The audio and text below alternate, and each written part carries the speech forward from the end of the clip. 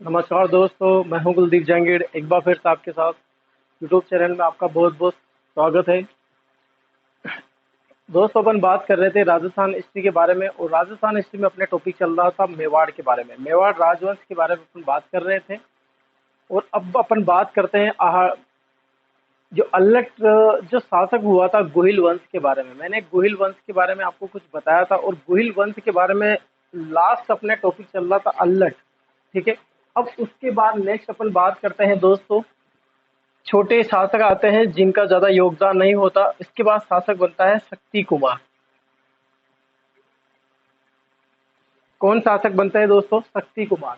मेरे जैसे कि मैंने आपको बताया था कि जो गुहिल राजवंश रहेगा या मेवाड़ के जो प्रारंभिक राजवंश रहेंगे, इनके अगर आप सन याद नहीं करें तो ही बेटर रहेगा, क्योंकि इनके सन आपको हर बार अलग अलग देखने को मिलते हैं और इतने ऑथोरेटिक नहीं मिलते हैं वो। ठीक है। पूछे भी नहीं जाएंगे, आपसे पूछे जाएंगे रतन सिंह के बाद सन। जैसे मैं आपको कुछ इंपॉर्टेंट बता देता हूँ। जैसे अपने मेवाड़ में अपन को आपको सबसे ज्यादा जो ध्यान देना है वो देना है सबसे ज्यादा, जैसे महाराणा कुंभा में, महाराणा प्रताप में, उदय सिंह में। इसके बाद अपन बात करें अमर सिंह से, क्योंकि पहला शासक रहता है जिसने मुगलों की अधीनता स्वीकार करी थी, इसलिए वहां से एक क्वेश्चन बन जाता है। और इसके बाद अपन बात करें जैसे महाराणा सांगा, बड़े बड़े योद्धा हुए हैं अपने मेवाड़ में। तो बहुत बड़े बड़े योद्धा है, तो जहां से जो निम्न योगदान होता है वहां से बहुत कम चांस होते हैं कि इनमें से कुछ क्वेश्चन, फिर भी मैं आपको वो चीजें जरूर बताऊंगा जहां से कुछ क्वेश्चन बनने लायक है, या फिर आपके छोटे कंपटीशन में या बड़े कंपटीशन में योगदान होता है उनका। ठीक है। चलो बात करते हैं शक्ति कुमार के बारे में। ठीक है। अगर फिर भी आप ध्यान रखें तो इसका सन रख सकते हो याद, 977 ईस्वी से 93 ईस्वी तक। ठीक है। इनका शक्ति कुमार का जो शासन काल रहता है 977 से लेके 93 ईस्वी तक। ठीक है। सबसे पहली बात करें कि कुछ परिस्थितियां हो जाती है, कुछ स्टोरी, टाइम कम है अपने पास और एग्जाम सर पर है तो ज्यादा कहानी नहीं बताऊंगा। पहले शासक होते हैं शक्ति कुमार। जैसे मैंने आपको बताया है कि अपन ज्यादा बड़ी बातें नहीं करेंगे, सिर्फ ऑथेंटिक चीजें की बातें करेंगे और इम्पोर्टेंट फैक्ट की बात करेंगे यहाँ पर, क्योंकि टाइम खराब होता है कि कुछ चीज़ों के बारे में पहले भी अपने कमेंट आ चुके हैं ऐसे कि सर हो सकता है अपन जल्दी जल्दी पढ़ाएं। ठीक है।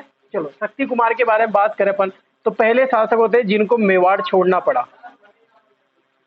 मेवाड़ छोड़ना पड़ा।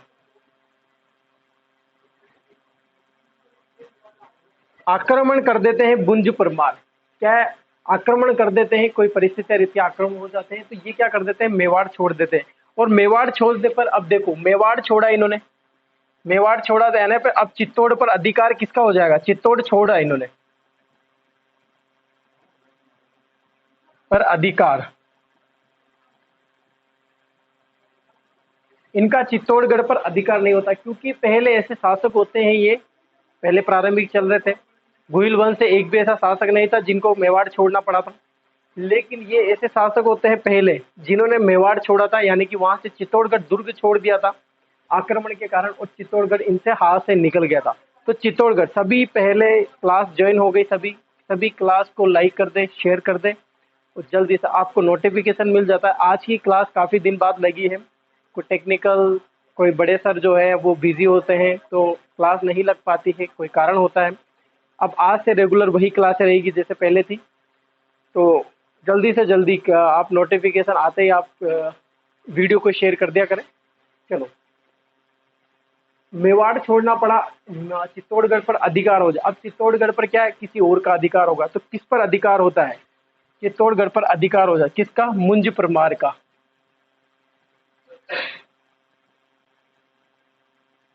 यानी कि मुंज परमार ने पराजित किया था किसको? शक्ति कुमार को। ठीक है। और बात करें अपन शक्ति कुमार के बारे में, मुंज परमार आ गया तो यहाँ से एक कॉमन चीज रिलेटेड है वो लिख लेना। इसका एक भतीजा होता है, भतीजे का नाम क्या रहता है? बुंज परमार। बुंज परमार, बुंज परमार ने निर्माण करवाया।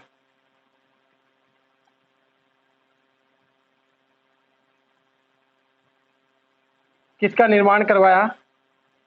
किसका निर्माण करवाया? त्रिभुवन नारायण मंदिर का, जो वर्तमान में मोकल जी का मंदिर कहलाता है या समीदेश्वर जी का मंदिर कहलाता है। त्रिभुवन निर्माण करवाया, त्रिभुवन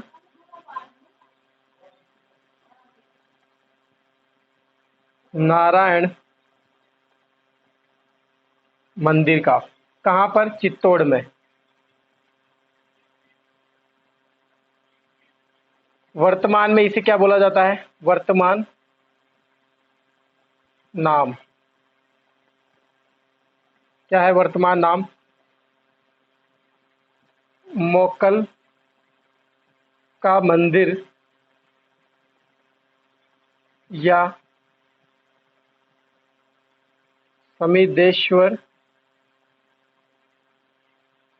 जी का मंदिर। तो आपसे एग्जाम में अगर पूछ ले कि मोकल जी का मंदिर और समिदेश्वर जी का मंदिर किसने बनवाया था, किसने बनवाया था? परमार शासक थे, भुंज परमार, बहुत ही प्रतापी शासक थे ये।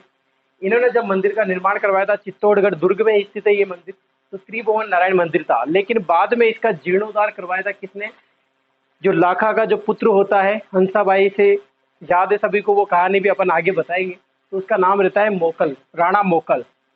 तो मोकल ने इसका जीर्णोद्धार करवाया और नाम क्या रखा? समिदेश्वर जी का मंदिर रखा। ठीक है, अभी वर्तमान में मंदिर स्थित है कहाँ पर? चित्तौड़गढ़ में। ठीक है, तो ये बात होती है किसकी? भुंज परमार और मुंज परमार से रिलेटेड, जो शक्ति कुमार के शासन काल से चला आ रहा है। ठीक है, इसके समकालीन की ये सब कुछ चीजें मैंने आपको बताई है। ठीक है,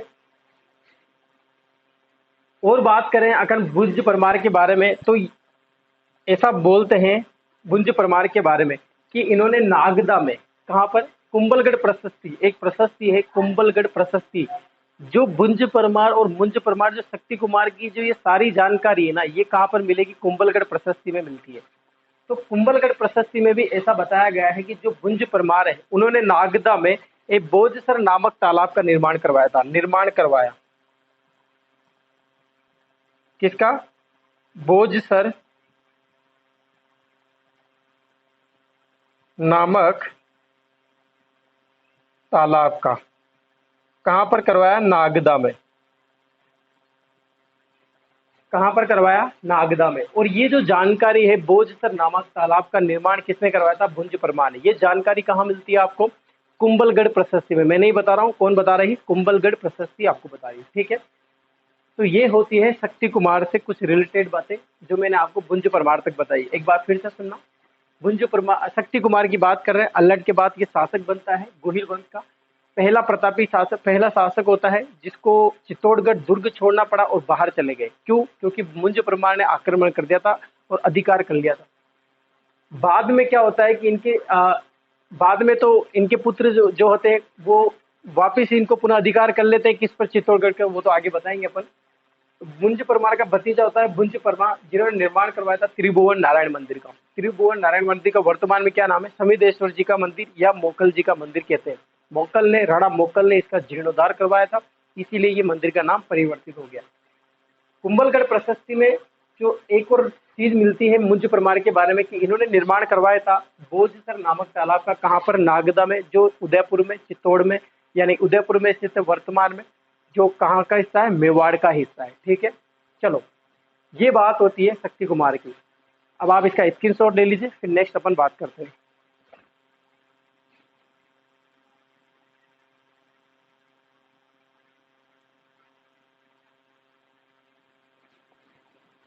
ठीक है, लिख लिया। चलो अब बात करते हैं शक्ति कुमार के बाद जो शासक बनते हैं उनकी।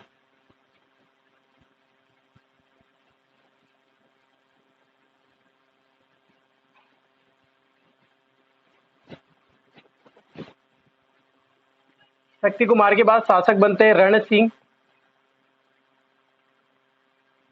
इन्हीं का नाम कई जगह आपको कर्ण सिंह भी मिलेगा। ठीक है, एक ही है ये। ठीक है, इनकी बात करें तो ये शासक कब बनते हैं? 1158 ईस्वी में। क्या बने? शासक बने।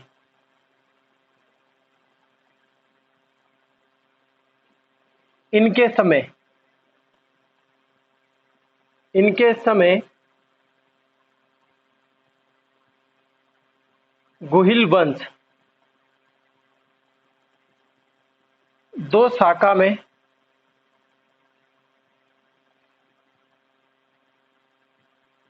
विभक्त हो गया। कितनी शाखा में विभक्त हो गया? दो शाखा में। यानी कि गुहिल वंश के दो शाखा कैसे होती है ये भी आपको पता होगा। एक आता है कि राजा आ गया, राजा आते ही क्या होता है कि उनके दो पुत्र हुए या चार पुत्र हुए, चारों पुत्रों ने अलग अलग क्षेत्र में जाके क्या किया, जैसे चौहान वंश मैंने आपको बताया था ना, तो चौहान वंश में जो वसुदेव थे वो प्रथम थे, संस्थापक कहलाए। उसके बाद उनके अलग अलग पुत्र निकले, जैसे नाडोल में लक्ष्मण सिंह निकले, इसके बाद अजमेर में अजयराज निकले। तो ये अलग अलग क्षेत्र में जाके और अलग अलग अपने वंश की क्या रख देते हैं, नींव रख देते हैं, और वहां पर अपने क्या संस्थापक बन जाते हैं, उस क्षेत्र में अपनी शाखा स्थापित कर देते हैं। यहाँ पर भी वही सेम चीज देखने को आपको मिलेगी। रण सिंह कर्ण सिंह के दो पुत्र थे, राय और शेम सिंह, दो पुत्र। दो पुत्र कौन से थे? एक तो राहप और एक शेम सिंह। ठीक है, कौन से पुत्र थे? राहप और शेम सिंह। तो ये दोनों ने अलग अलग अपनी शाखा स्थापित कर दी गुहिल वंश की। किनके समय हुआ ये? रण सिंह और कर्ण सिंह के समय हुआ। इनके समय गुहिल वंश कितनी शाखा में विभक्त हो गया? दो शाखा में विभक्त हो गया। एक तो दो शाखा कौन कौन सी थी? पहली थी रावल और दूसरी कौन सी? राणा। रावल और राणा, ठीक है। अब जो राहप थे उन्होंने क्या किया? सिसोदा ठिकाने की, सिसोदा ठिकाने की स्थापना की। स्थापना की का मतलब ये है कि सिसोदा ठिकाना बसाया इन्होंने, ये ठिकाना बसा दिया। तो जो यहाँ पर जो निवास करते थे इनके वंश, तो वो तो बाद में क्या कहलाए? सिसोदिया कहलाए। क्या कहलाए बाद में? राहब के जो वंश थे, राहब के जो पुत्र थे, उन्होंने, राहब ने क्या किया? सिसोदा ठिकाने की स्थापना करी। अब इस ठिकाने में जो राजपूत रहे उनके वंश बाद में क्या कहलाए? वो तो सिसोदिया कहलाए। ठीक है, यहाँ पे क्लियर हो गया। और जो शेम सिंह है, इनके जो वंश क्या कहलाए? इनके वंश क्या कहलाए? शेम वंश के रावल शाखा कहलाई। कौन सी? रावल, रावल। और ये क्या कहलाए सिसोदा के? ये कहलाए राणा। क्या कहलाए? राणा। ठीक है, तो इन्होंने तो, राहब ने तो राणा जो वंश था वो प्रारंभ किया, और इन्होंने कौन सा किया? शेम सिंह ने रावल। तो आपको पता होगा रावल वाला प्रथम, रावल रतन सिंह लास्ट था, उसके बाद सिसोदिया आ जाते हैं। कौन? राहब वाले। ठीक है, ये होती है चीजें आपको देखने को मिलती है। ठीक है, रण सिंह और कर्ण सिंह की अपन बात कर रहे हैं। इनके समय गुहिल वंश दो शाखा में विभक्त हो गया। कौन कौन सी दोनों शाखा? रावल और राणा। कैसे विभक्त हुई ये भी मैंने आपको बता दिया। इनके दो पुत्र हुए थे, राहब और शेम सिंह। राहब ने सिसोदा ठिकाने की स्थापना करी, तो सिसोदा में रहने वाले बाद में क्या कहलाए? सिसोदिया कहलाए। और वो वंश कौन सा कहलाए? राणा वंश कहलाया। ठीक है, या राणा शाखा कहलाए, इस तरह से। और शेम सिंह बाद में क्या कहलाए? रावल शाखा कहलाए। ठीक है, ये प्रारंभ इनके समय हो जाता है। ठीक है, तो ये होती है रण सिंह और कर्ण सिंह की बात। इसके बाद नेक्स्ट अपन बात करते हैं। देखो अभी इतना ज्यादा इम्पोर्टेंट नहीं है कोई भी, सबसे ज्यादा इम्पोर्टेंट आती है मेवाड़ में, रतन सिंह से ही प्रारंभ हो जाता है। और रतन सिंह से अमर सिंह तो वेरी वेरी इंपॉर्टेंट है। सारे के सारे महाराजा जितने भी महाराणा हुए हैं मेवाड़ के, सब इम्पोर्टेंट है। यहाँ से मोस्ट इम्पोर्टेंट चीजें बस इतनी सी पूछने को आपको देखने को मिलेगी कि दो शाखाओं में वक्त हो गया, कौन से शासक के समय? शक्ति कुमार के समय। तो ये कुछ इंपॉर्टेंट चीजें रहती हैं जो आपको देखने को मिलती है। ठीक है, आप स्क्रीनशॉट ले लीजिए, फिर नेक्स्ट अपन बात करते हैं।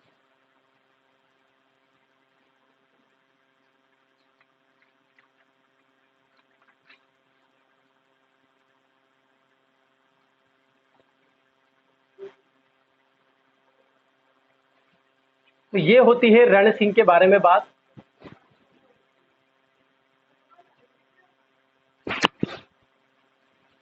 सभी स्क्रीनशॉट या साथ के साथ लिख लिया करें, इतना इम्पोर्टेंट भी नहीं है जितना होना चाहिए मेवाड़ में अभी।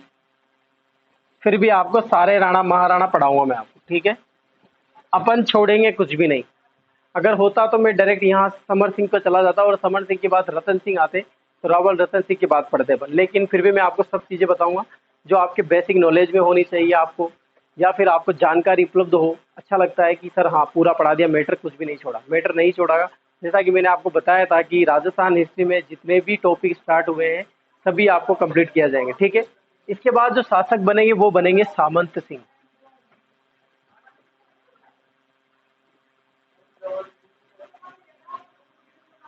कौन बनेंगे? सामंत सिंह। ठीक है, ये कौन थे? शेम सिंह के पुत्र थे। शेम सिंह कौन थे? कर्ण सिंह के पुत्र, शेम सिंह के पुत्र। ठीक है, अब बात करते हैं सामंत सिंह के बाद। इनके समकालीन, देखो कुछ कुछ चीजें इंपॉर्टेंट होती है। देखो इनकी बात करें सामंत सिंह के, तो इनके समकालीन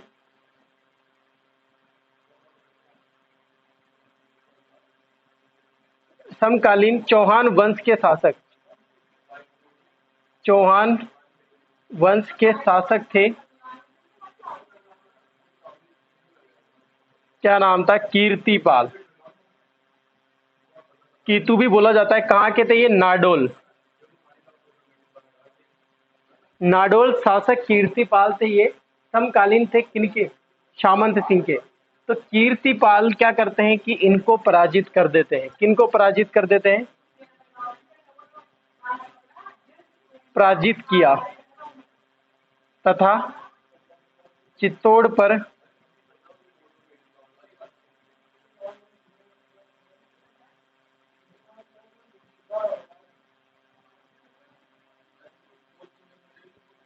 चित्तौड़ पर क्या किया? अधिकार किया। अब क्या होता है कि चित्तौड़ से और चौहान से, नाडोल के जो चौहान है, इनके बीच संबंध स्थापित नहीं हो पाए, बिगड़ गए संबंध। अब यहाँ से बिगड़ते चले जाएंगे, बाद में आएंगे इनके, जब इनका ही चौहान वंश का ही एक शासक होता है, इनके ही वंशज के होते हैं, तो वो क्या करते हैं कि मेवाड़ से वैवाहिक संबंध स्थापित कर देते हैं। उदय सिंह आएंगे जो वैवाहिक संबंध स्थापित करेंगे। उदय सिंह अपनी पुत्री का विवाह तेज से, जैत्र सिंह के पुत्र तेज सिंह होते हैं, तेज सिंह से विवाह किससे करवाएंगे? रूपा देवी से। जो रूपा देवी कौन है? चौहान वंश के शासक होते हैं उदय सिंह, उनसे करवा देते हैं और मैत्रीपूर्ण संबंध स्थापित कर देते हैं। अभी तो क्या है, बिगड़ गए, बाद में अभी मैं आपको बताऊंगा कि ये वैवाहिक संबंध स्थापित कर देते हैं। ठीक है, पराजित किया कीर्तिपाल ने किसको? सामंत सिंह को। अब ये सब पराजित हो गए तो सामंत सिंह कहाँ चले जाएंगे? वांगड़ क्षेत्र में, वांगड़ क्षेत्र में चले जाते हैं। कहाँ चले जाते हैं? सामंत सिंह वांगड़ क्षेत्र में चले जाते हैं।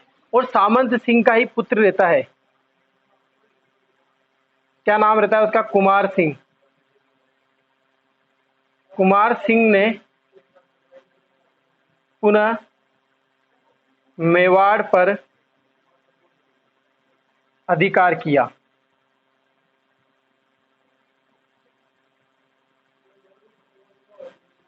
कुमार सिंह ने क्या किया? पुनः मेवाड़ पर अधिकार किया। कैसे किया? कीर्तिपाल को पराजित करके किया। कीर्तिपाल ने क्या करा अभी कि मेवाड़ पर अधिकार कर लिया। किसको पराजित करके? सामंत सिंह को पराजित किया। और सामंत सिंह को पराजित करके चित्तौड़ पर अधिकार कर लिया। चित्तौड़ पर अधिकार किसका हो गया? अब कीर्तिपाल का। ये तो नहीं रहेंगे भाई साहब, ये तो कहाँ आ गए? वांगड़ क्षेत्र चले गए। अब इनके ही पुत्र रहते कुमार सिंह। इनके संघर्ष और इनके वीरता के कारण ही इन्होंने कीर्तिपाल को पराजित किया और पुनः किस पर अधिकार किया? चित्तौड़ दुर्ग पर अधिकार किया।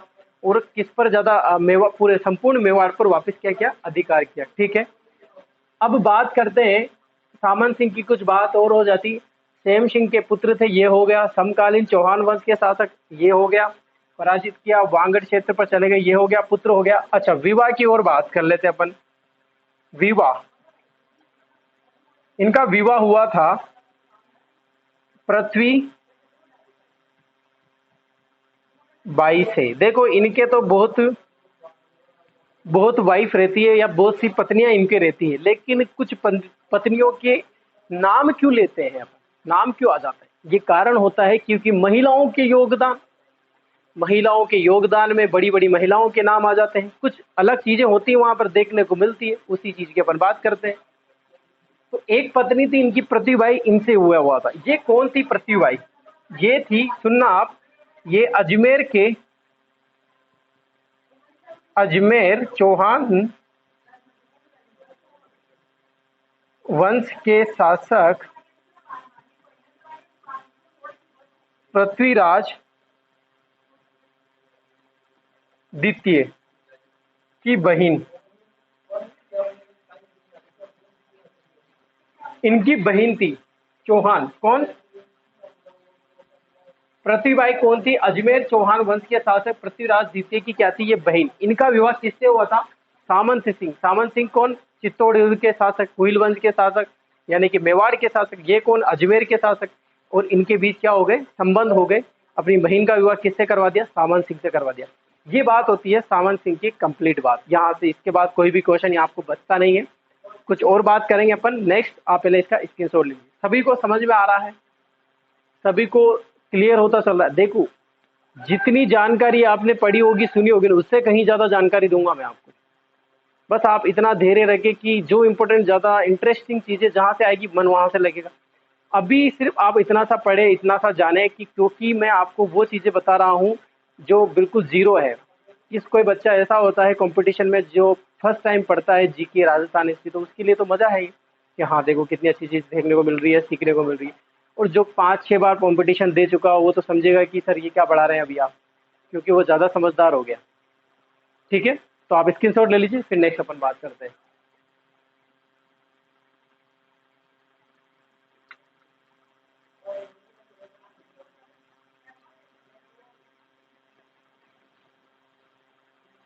ठीक है, चलो ये तो हो गई सामंत सिंह की बात। स्क्रीनशॉट ले लिया सभी ने? मिटा देता हूँ।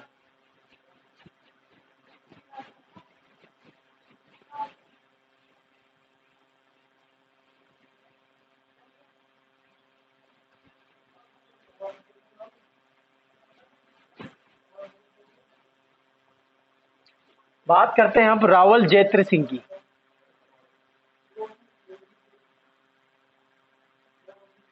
कौन है रावल जैत्र सिंह?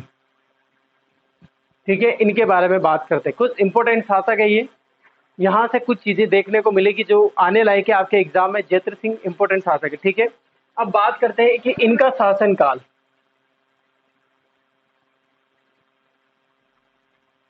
इनका शासनकाल मेवाड़ का, मेवाड़ मध्यकालीन, मध्यकालीन का स्वर्णकाल कहलाता है।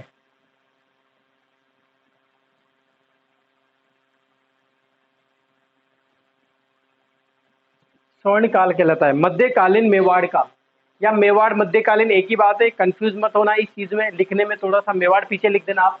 इनका जो शासन काल है वो मध्यकालीन मेवाड़ का, क्योंकि मेवाड़ में भी हर चीज में 3 चीजें होती है, प्रारंभिक, मध्यकालीन और अंतिम। तो ये मध्यकालीन राजपूत शासक चल रहे हैं।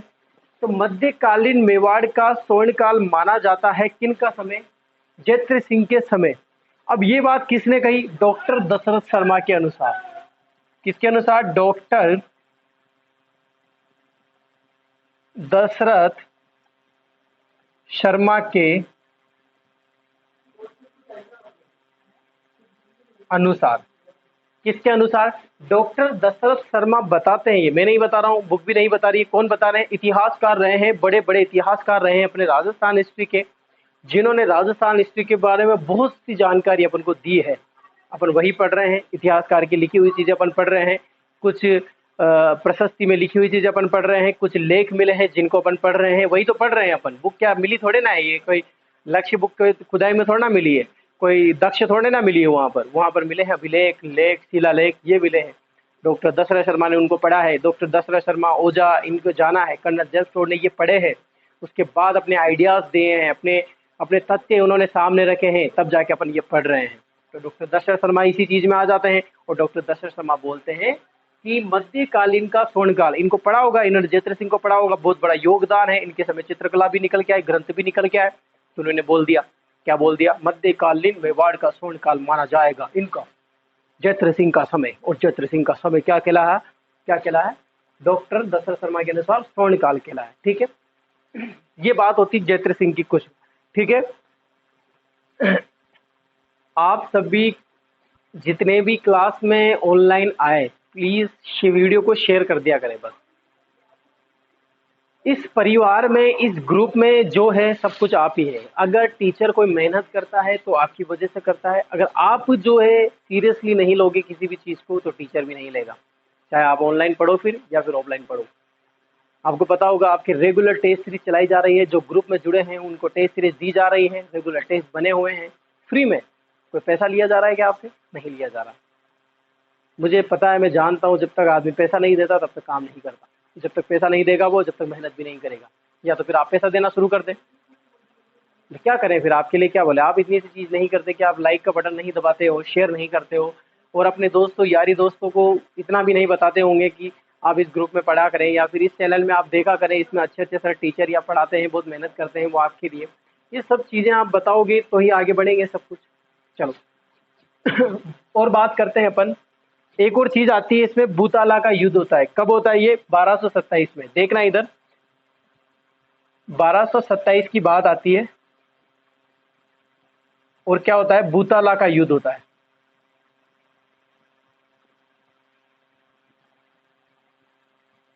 भूताला कहां पड़ता है? राजसमंद में। ठीक है, भूताला का युद्ध होता है। किस किस के मध्य होता है? जैत्र सिंह,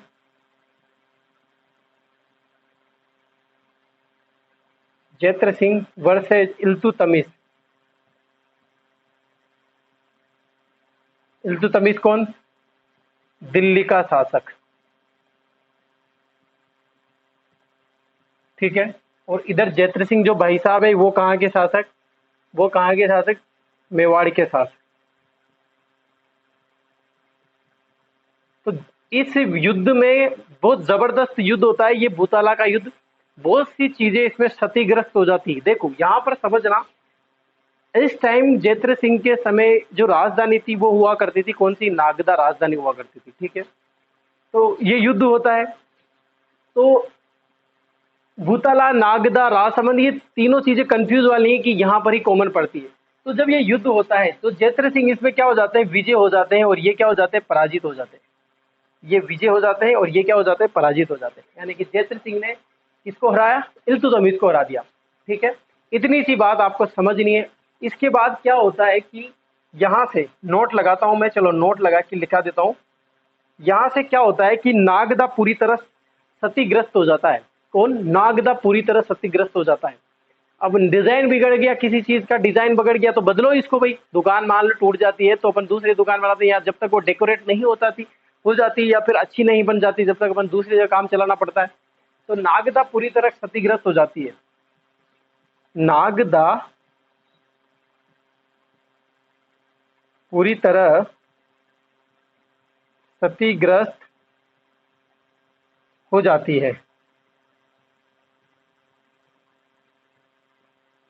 अतः राजधानी, किसको? राजधानी जो मेवाड़ रहता है, यानी कि जो चित्तौड़ रहता है, वो क्या रहता है? केंद्र होता है। यानी कि राजधानी मेवाड़ को केंद्र बनाया। मेवाड़ को क्या बनाया? केंद्र बनाया। किसको? यानी कि चित्तौड़ को केंद्र बनाया। ठीक है, नागदा पूरी तरह क्षतिग्रस्त हो जाती है। और युद्ध का जो वर्णन है, इस युद्ध का वर्णन, इस युद्ध का वर्णन जैत्र सिंह द्वारा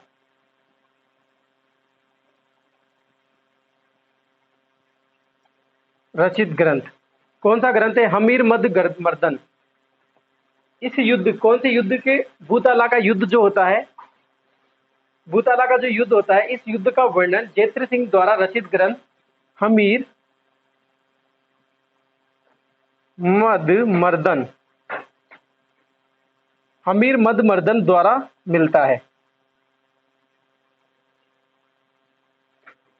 यानी कि इस ग्रंथ में, हमीर मद मर्दन, इस ग्रंथ में क्या होती, इसके बारे में जानकारी मिलती। और ये ग्रंथ किसके द्वारा लिखा गया था? ये लिखा गया था जैत्र सिंह के द्वारा ही। तो ये दो चीजें आपको ध्यान रखनी है कि जैत्र सिंह के द्वारा ग्रंथ कौन सा था? हमीर मद मर्दन। ठीक है, और इस ग्रंथ में जानकारी मिलती है किसके? भूताला का युद्ध के बारे में। ठीक है, आप इसका स्क्रीनशॉट ले लीजिए, फिर नेक्स्ट अपन बात करते हैं। ठीक है,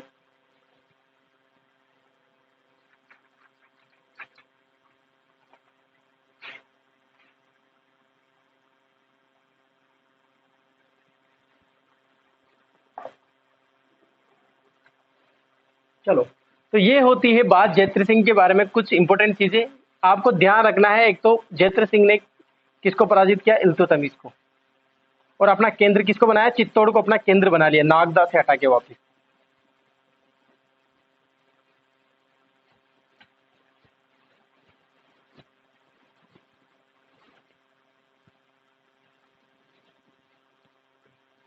ठीक है, अब बात करते हैं जयत्र सिंह के बारे में। मैंने बताया कि जयत्र सिंह का पुत्र कौन था, अभी बताया था मैंने थोड़ी देर पहले।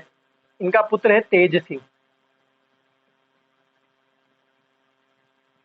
तेज सिंह, और इधर चौहान वंश के शासक, इधर की बात करते हैं अपन।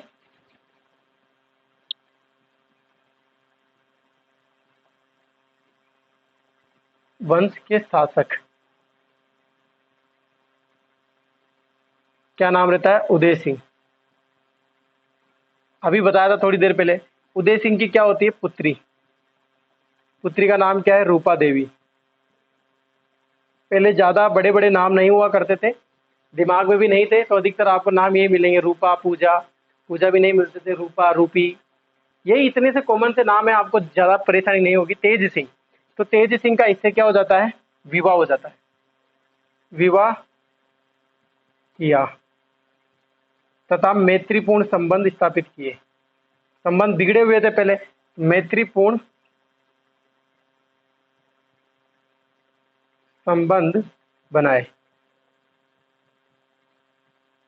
ठीक है, किसने बनाए, राणा उदय सिंह ने, सॉरी राणा जयत्र सिंह ने पुत्र तेज सिंह का विवाह किससे करवा दिया, जो चौहान वंश के शासक थे उदय सिंह, उनकी पुत्री रूपा देवी, उनका विवाह करवा दिया किससे, तेज सिंह से करवा दिया उदय सिंह ने। ठीक है, और विवाह किया और मैत्रीपूर्ण संबंध बनाए। ठीक है, चलो ये बात होती है क्षेत्र सिंह की। आप पहले इसका स्क्रीनशॉट ले लीजिए, ऐसी डिजाइन एक बार और बना दूंगा मैं।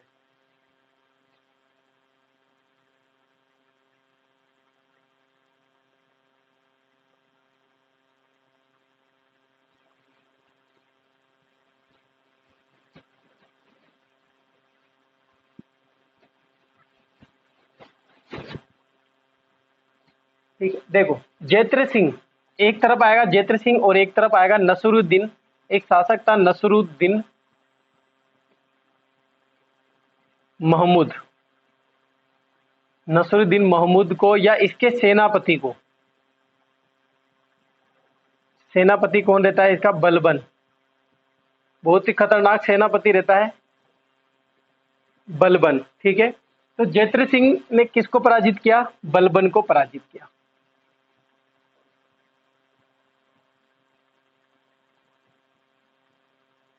ठीक है, यानी कि नसरुद्दीन मोहम्मद को पराजित किया। ठीक है, ये बात होती है किसकी, जैत्र सिंह के बारे में और नसरुद्दीन मोहम्मद के बारे में हो गई। इसके बारे में बात और बात कर लेते हैं, जैत्र सिंह के सेनापति के बारे में बात करते हैं। सेनापति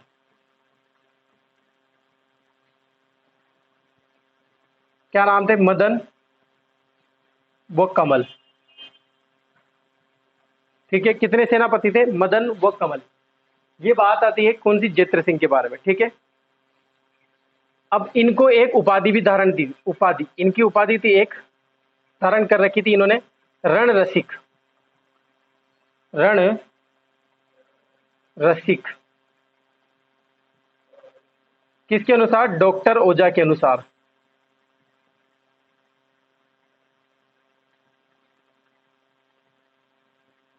एक इतिहासकार रहे हैं डॉक्टर ओझा, इन्होंने इसकी उपाधि क्या बताई, रण रसिक। क्यों, विपक्ष की, जैसे विपक्ष कौन है, जैत्र सिंह के समय नसरुद्दीन महमूद है, बलबन है, जैसे कौन है, चौहान वंश के कुछ शासक है, इनके विपक्ष रहते, तो ये हमेशा जैत्र सिंह क्या करते रहते थे, इनकी प्रशंसा करते रहते थे। इनके बारे में जैसे डॉक्टर दशरथ शर्मा पढ़ते होंगे, डॉक्टर ओझा पढ़ते होंगे, तो इनको लगा कि इनका नेचर, इनका बिहेवियर ऐसा था कि ये हमेशा विपक्ष की क्या करते रहते थे, प्रशंसा करते रहते थे। तो विपक्ष की प्रशंसा करने वालों को रण रसिक बोलते हैं, विपक्ष की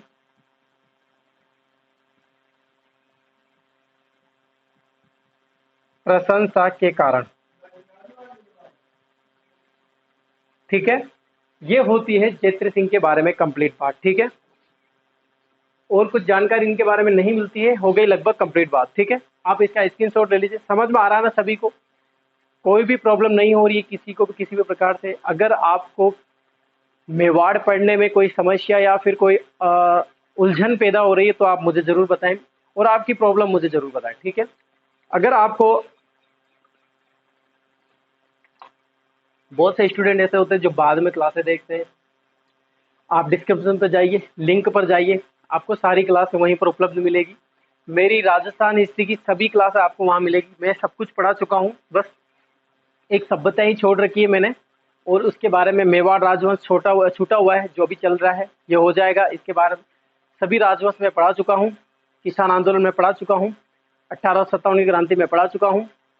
सभी क्लासें आपको देखने को मिल जाएगी। आप लिंक पर जाइए, नीचे जो ये टाइटल लगा हुआ है उस टाइटल पर क्लिक करो, आप डिस्क्रिप्शन मिल जाएगा आपको, वहाँ पर क्लिक करना, ब्लू लाइन आपको नजर आएगी, उस पर क्लिक करना आप, और आपको सारी क्लासें वहाँ पर ओपन हो जाएगी। ठीक है, अपन बात कर रहे हैं यहाँ पर मेवाड़ राजवंश के बारे में। किसके बारे में? मेवाड़ राजवंश के बारे में। शक्ति कुमार से स्टार्ट किया है मैंने और कहाँ तक पहुँच चुके हैं, जयद्रथ सिंह के बारे में।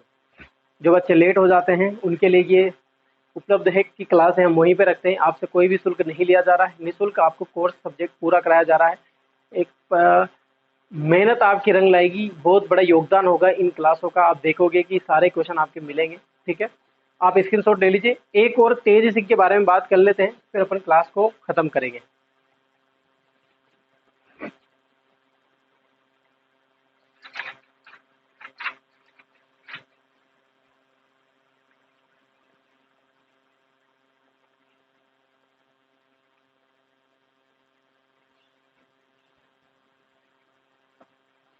तो ये बात होती है किसकी?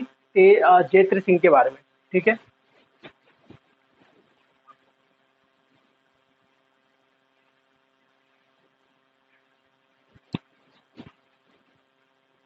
तो ऐसा करते हैं, टाइम लगभग 36-37 मिनट की क्लास लग चुकी है, मैं देख चुका हूँ। तो अपन यहाँ से ही खत्म करेंगे क्लास है। तेज सिंह तक अपन छोड़ देते हैं, यानी कि जयद्रथ सिंह तक अपन छोड़ देते हैं। तेज सिंह से अपन कल क्लास में बात करेंगे। ज़्यादा लंबी हो जाती तो आपको भी इंटरेस्ट नहीं आता, क्योंकि तेज सिंह से ज़्यादा इंपॉर्टेंट है। तेज सिंह से कुछ ग्रंथ आएंगे जो मेवाड़ का प्रथम चित्रांकन किया गया था, चित्रांकन में अपन उसके बारे में जानकारी लेंगे। और राजस्थान के मैं आपको बता दूंगा, वहाँ पर लिखा दूंगा, तो इम्पोर्टेंट आएगा, इसलिए आज नहीं पढ़ेंगे उसको, कल पढ़ेंगे। तो आज के लिए अपन इतना ही रखेंगे। अगर क्लास आपको अच्छी लगी हो तो प्लीज़ लाइक कीजिए, शेयर कीजिए, और ऐसे ही प्यार मोहब्बत बना रहे। जल्दी से जल्दी जिसने चैनल को सब्सक्राइब नहीं कर रखा है वो चैनल को सब्सक्राइब भी करें। ठीक है, धन्यवाद।